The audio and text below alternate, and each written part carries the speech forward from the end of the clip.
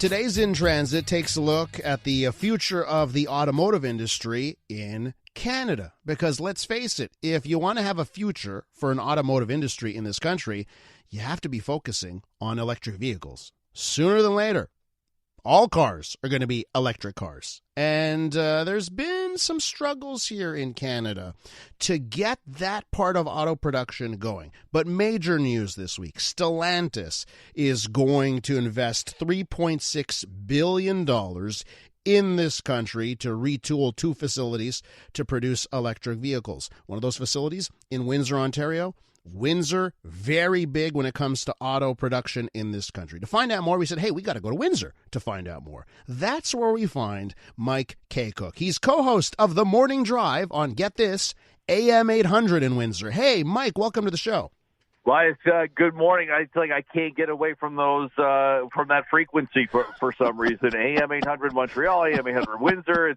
It's all good. You know, it's easy for me to remember what station I'm on right now. Thank goodness we say 800 AM here, so we have like just the slightest of differences, so I don't get too confused. So we don't get too confused, Mike. But okay, all right. Well, that's interesting. That's good to know. Yeah, I learned something already 30 seconds into this segment. Mike, let's talk. Okay, first things first, Mike. Let's talk about Windsor as, I don't know, and I'm trying to figure out the term. You know, it's like the bread basket of Canada if bread basket was for cars. So tell me about how important the automotive industry is to Windsor. Okay, well, you know, it's a good question. And for people who are not familiar with this city, I mean, we have relied on the auto industry pretty much, you know, for the entire history of this city when cars were starting to roll off the assembly line.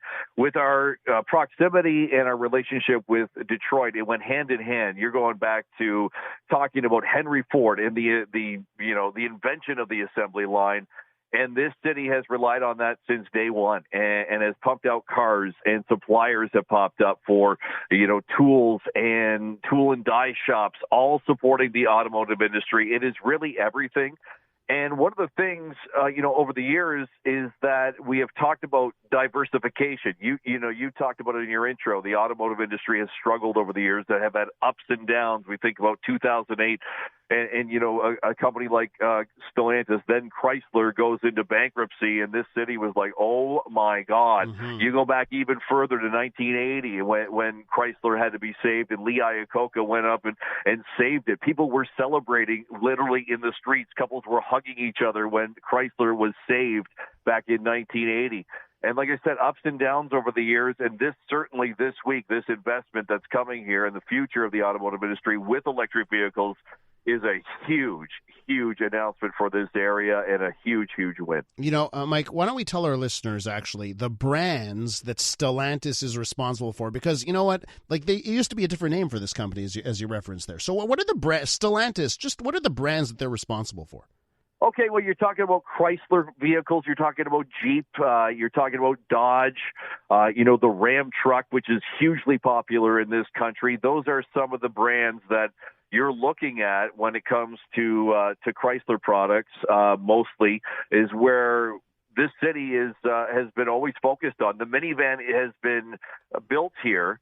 Mm-hmm. You know, there was a plant in St. Louis that closed down. So this is the only place now that builds the minivan, which is now the Pacifica, which is one of the best-selling, and if not the best-selling minivan in the world right now, and that is built here in Windsor at the Windsor Assembly Plant, which used to run 3 shifts, Eliza, like going strong, 3 shifts all the time. That went down just in the last couple of years to 2 shifts, and then, you know, 2 shifts went to 1 shift for a while. Then we got the 2 shifts back. This announcement the other day will bring back that 3rd shift so that the Windsor Assembly Plant is pumping out Pacificas and another vehicle to be named, which will be an electric vehicle to be named later, you know, sometime in the future, and then we'll get the 3rd shift back. So that's the plan's going to be running 24 hours a day. That's the plan anyway. We're with Mike Kakuk, co-host of The Morning Drive on AM 800 in Windsor, Ontario. And we're talking about major news coming out of Windsor this week when it comes to auto production in Canada. So, Mike, let's get to the EV portion of this, right? Because, you know, I don't know how it is in Windsor, but our listeners here, and we have massive subsidy programs, $7,000 from the provincial government, $5,000 from the feds, so $12,000 total. Right now in Quebec, it's around 13% of all car sales are electric, and the curve on that increase is like a hockey stick curve, so it's increasing. In Windsor right now, was there a sense that, hey, we need to start moving on the EV portfolio, or we're gonna fall behind? Yeah, Brian Massey, one of our MPs here, he's an NDP federal MP, was saying this week, okay, this is a great announcement and everything, but we are lagging behind in this country when it comes to electric vehicles and just the availability of them. You can't get one. I don't know how it is for you guys in Montreal and Quebec, but here in Ontario and in Windsor, Essex, you're going to wait a long time if you want an electric vehicle. So, like, chop, let's get going on this, because we got to start pumping these out and selling these. And the infrastructure is another issue, right? Where do I charge this? Where do I go? Where do I have to retrofit my home? So it seems like, hopefully with an announcement like this and Stellantis putting in their investment and the governments of Ontario and the federal government matching it with $513 million each in funding, that, this is going to trigger, everything to kind of get going in that direction. So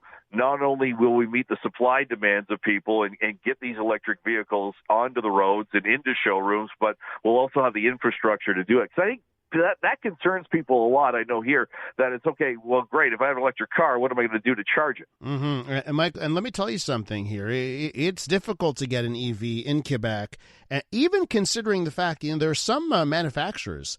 They're only selling their electric cars in Quebec and in BC because we have the biggest subsidies, the rebates. So they only choose these provinces to sell their vehicles. They won't even sell in Ontario because of that. And it's still impossible to get a lot of these vehicles. So Mike, just as we wrap up here, in a nutshell, just how important is massive investment in EVs and manufacturing to Southern Ontario to Windsor? It's huge. It just goes on to what we talked about, Elias, at the beginning of the segment. The fact that this town, this city, this whole area, and you can include Southeast Michigan in that too, and then Chatham, Kent, and everything really just relies on this. And where were we going to go? Like, what if we didn't get this electric battery plant? And really buried in this announcement, and we've had two announcements about this, the electric battery plant that's going to go in and supposedly be ready in a couple of years. And the other thing is the Research and Development Center is going to be in Windsor, not only for Ontario, not only for Canada, but this is the North American Research and Development Center here in Windsor. They're going to build new facilities. They're going to focus on electric vehicles and EV battery technology for North America right here in Windsor. And that's going to bring 650 engineering and other support jobs to this area. And we are waiting for, okay, now this causes other problems because we're going to have all these people we hope move here or stay here. What do we do? Where are they going to live? What kind of housing are we going to have? Because this city and the infrastructure around here, housing, roads, is not ready for an influx of that many people right now. So this is going to this seems like a pretty big game changer for this whole area. When you mention housing and infrastructure, it's just like echoes of some of the stuff we're seeing in this city as well. As we know, some of these issues are across the country. Mike, one last question here. Do we have any numbers on just production levels? Like, what is the hope? How many EVs are they hoping to make to pump out of Windsor and Brampton and other Ontario cities? Yeah, that's a good question. I don't really have the numbers on that because we're still waiting to hear about what vehicles will go to Brampton, what vehicles will go here to Windsor, Essex, that will be the electric vehicles. They did not want to reveal that in the announcement where everybody was here.